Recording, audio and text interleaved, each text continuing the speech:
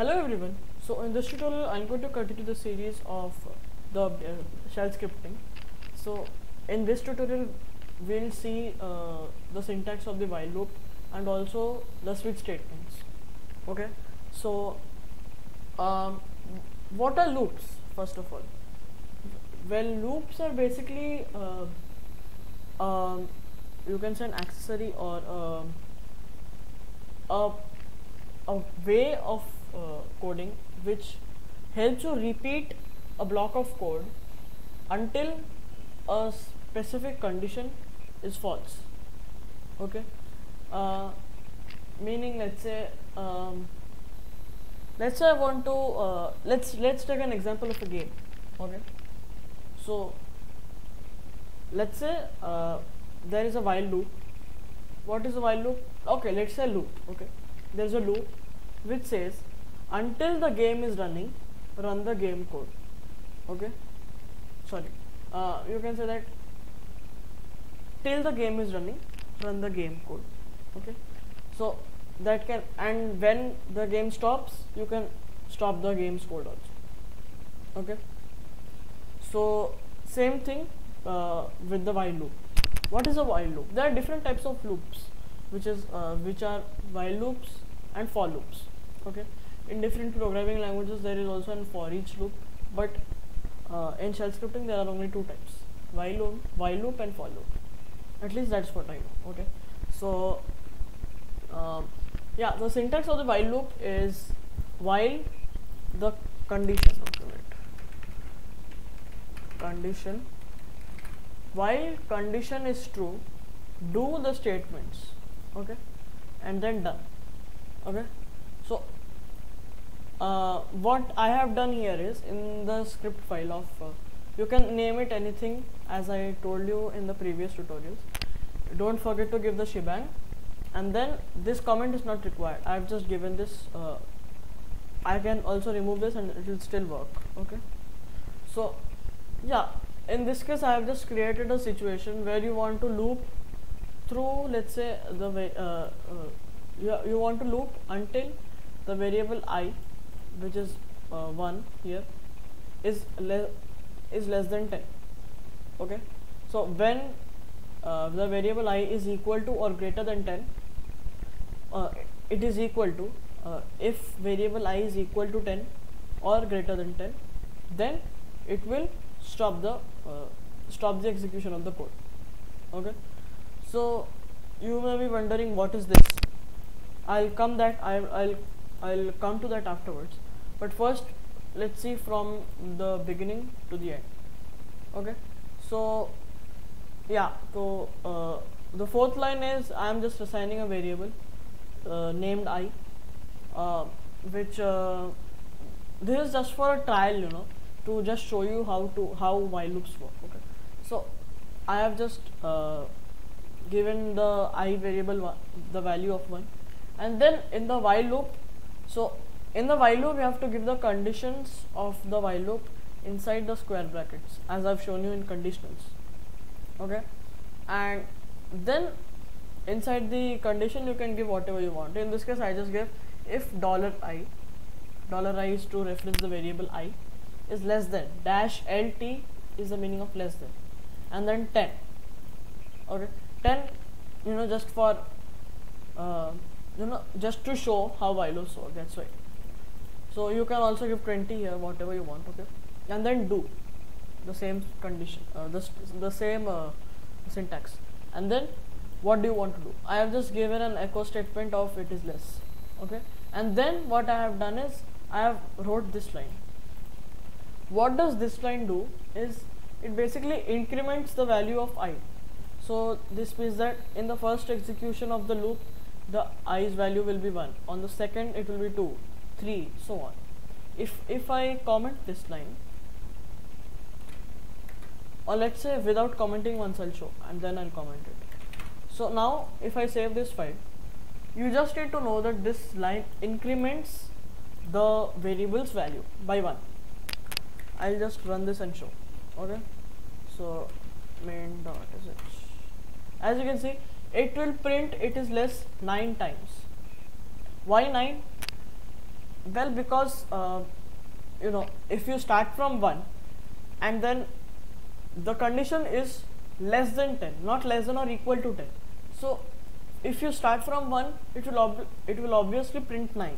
If you start from 0, then it will print till 10. Okay.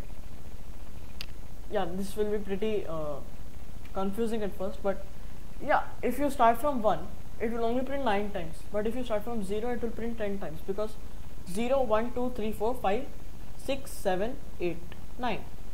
See, 10 times. And if I increment it one more time, it becomes 10, and 10 is not less than 10, it is equal to 10. That's why the condition will be broken, and the loop will break. Okay. So yeah.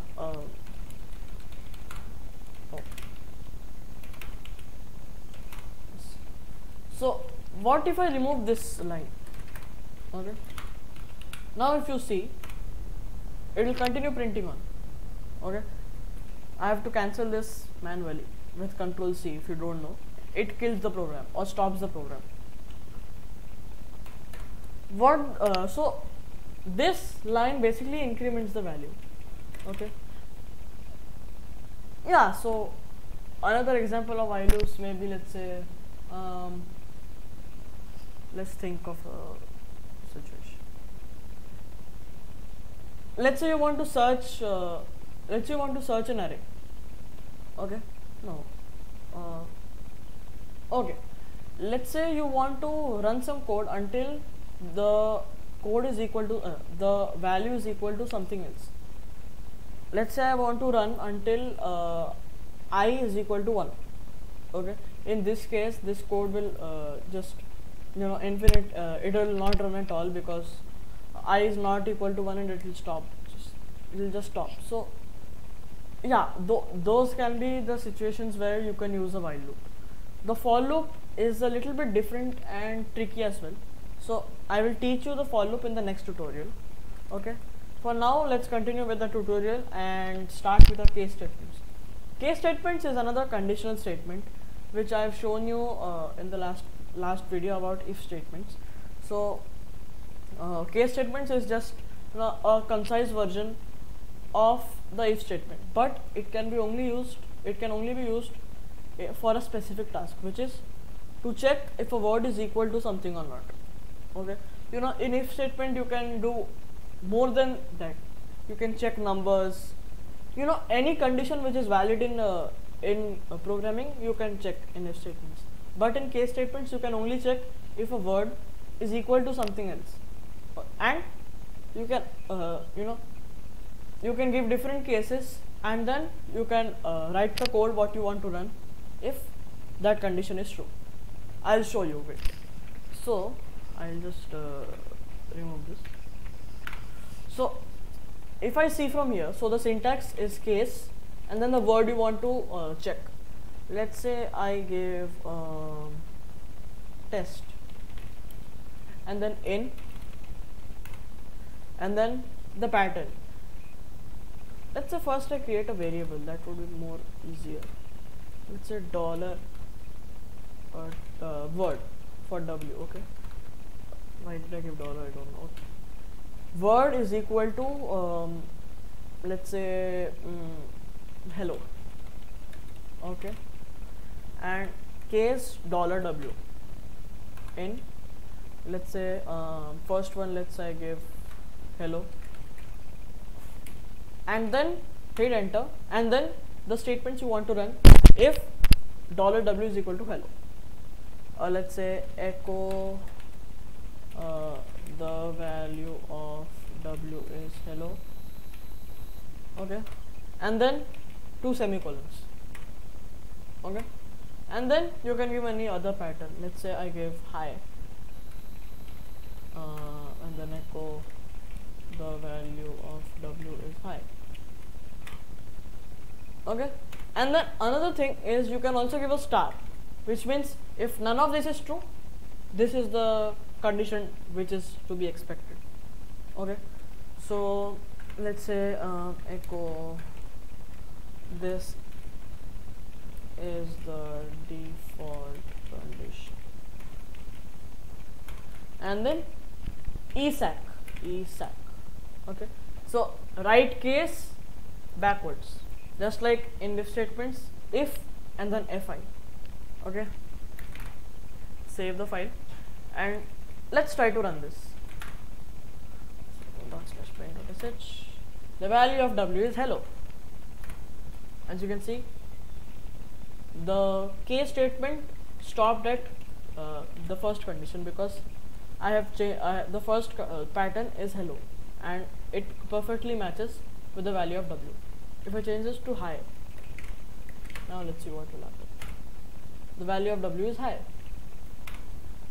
Let's say I change this to, let's say, something which is not there in the patterns. Now if I run this is the default condition because there is no such pattern as ASDF in the patterns which I have given to it. Make sense? So yeah, the case statements can be really useful. I'll just show you an example real quick. I use a script to record the videos of a YouTuber called LukeSmith. So if you check his script, I'll show you scripts, and if you go down, as you can see, the case statements can be use something like this. I'll just escape this. So case, and let's say you want to choose something. So let's say the choice variable which is here. What this does is there is a program, a utility called FZF. By default in LukeSmith script there is a utility called dmenu, but I have some problems with dmenu, so I've changed it to FZF. So basically it just gives a prompt to select something, and then you can select it, and you can dynamically select it from when you run the program. Okay, so I'll give you an example. Just now I'll give you an example. Wait, close this.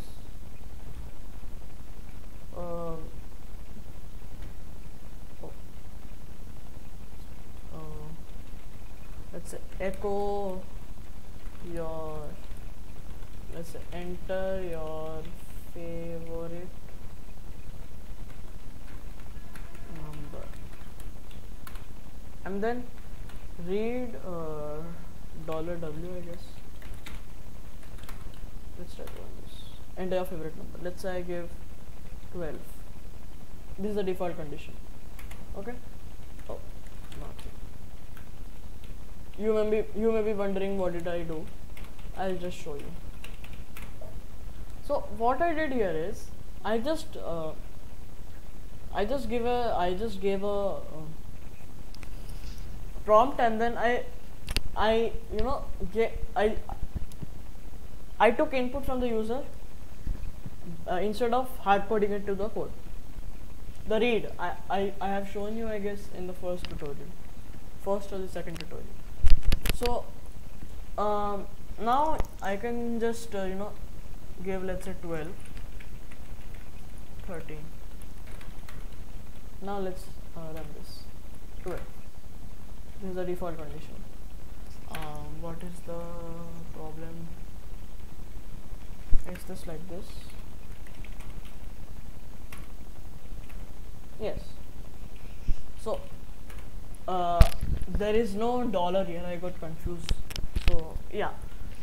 So as you can see, I have created a variable. I am reading the value given by the user in the variable w, and then checking it using a case statement to check what is the value. So I will change this to 12, not 1, 2, 3, and then 13. Okay. So now if I run this, and let's say I give 12, the value of w is 12. Now we can also do more than this by the value of w is, let's say we give okay, let's say we do this, and then in the if nothing is there, we can also give like something like this. this is the value of w, and then $w, and let's say I give 1 2 3. As you can see, at the default condition you can also do something like this.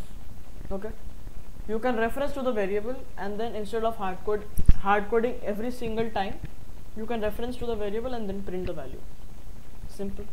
So yeah, I think that's it for me. In the next video I'll teach you some basic for loop, and hopefully something related to regex, awk, set, something like that. Okay, so yeah, see you guys next time, and don't forget to like, share and subscribe. Yeah, thanks for watching.